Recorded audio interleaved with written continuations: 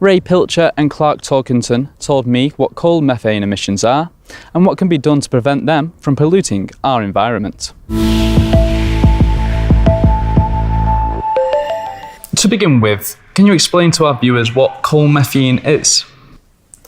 Well, coal mine methane comes from the coal as the miners are extracting the coal from underground. But actually it's been present in the coal all along, and it's just being released because they're breaking the coal and that gas is able to escape. During the process of coalification, meaning that material like wood and algae and so forth accumulate in a swamp, and then over millions of years it starts to break down, and one of the products of that breakdown of that those longer organic molecules is methane. And the tricky and sort of strange, weird thing about coal mine methane is that it's not really being contained in cracks or little pores in the coal. It's actually adsorbed on the coal, and meaning that it's like condensed, just like water condenses on your mirror after you take a shower. And so in this case, when the pressure is released off the coal, when they're either pumping water off of it during the mining process or they're breaking it and lowering the pressure, that gas comes out. And so it turns out that methane is one of those things that's both bad, but it could be good. It's good in this regard. We know it's a really important forcer of climate change. But the good thing about it is it's also a commodity. 98% of natural gas is methane. So anything you can do with natural gas, you can do with coal mine methane. And so the important thing is to get the gas out and use it and not vent it to the atmosphere. So what problems does methane cause for coal mines?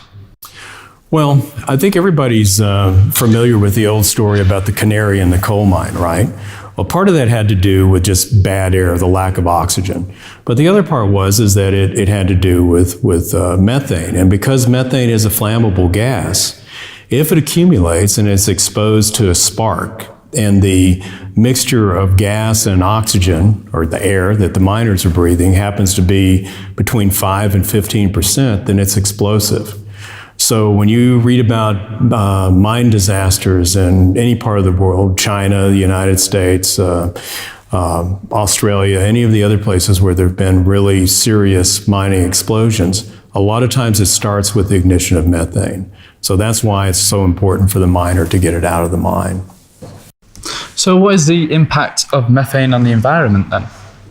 So as Ray inferred, methane is a greenhouse gas. So it's actually the number 2 greenhouse gas after carbon dioxide. Methane has a climate forcing, what they call global warming potential. The latest UN report, it gives a global warming potential of 28 to 34 times that of carbon dioxide. So that means every ton of methane has a warming potential 28 to 34 times more than CO2.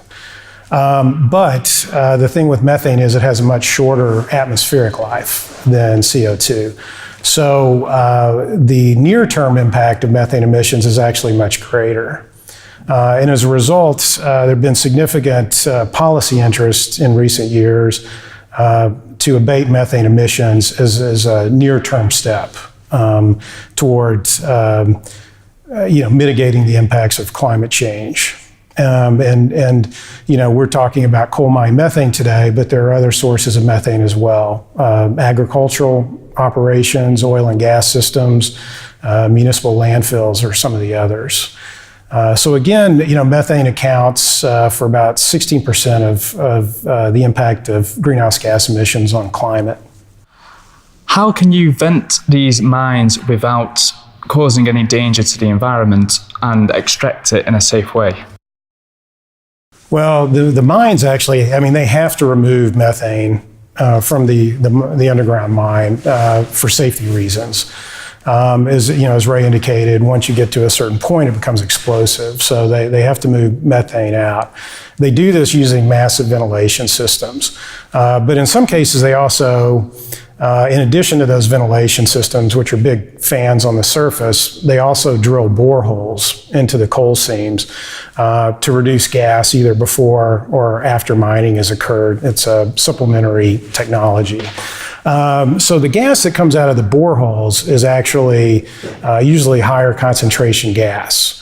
Let's say anywhere from 30% to near 100%, depending on the conditions. And at those percentages of methane, you can actually use the gas. The gas out of the ventilation shafts is a bit more challenging because it has to come out by regulation. It has to stay below 1% methane in most cases. And at 1% methane, it's very difficult to combust that. There are technologies available. We actually have, there's been a project in Australia. There's an ongoing project in the U.S., one in China, where they're actually capturing methane at these concentrations and oxidizing it. And it's true that when you combust methane, you produce carbon dioxide. But the global warming impact is much lower. So rather than releasing 1 ton of methane and having a 28 times impact over CO2, by combusting it, you're only releasing about 3 tons of CO2 versus the equivalent of, say, 28 to 34 tons. So we have these technologies. There's several other technologies on the horizon that can produce power off these ventilation shafts. And really, that's about 70% of emissions from underground mines worldwide. So wide deployment of these technologies is really what's going to have to occur in order to really minimize, by a large margin, mine methane emissions. Well, thank you, Ray, and thank you, Clark, for joining me today. It's been a pleasure. Thank you. Oh, yeah, thank you. It's been a pleasure. Yeah.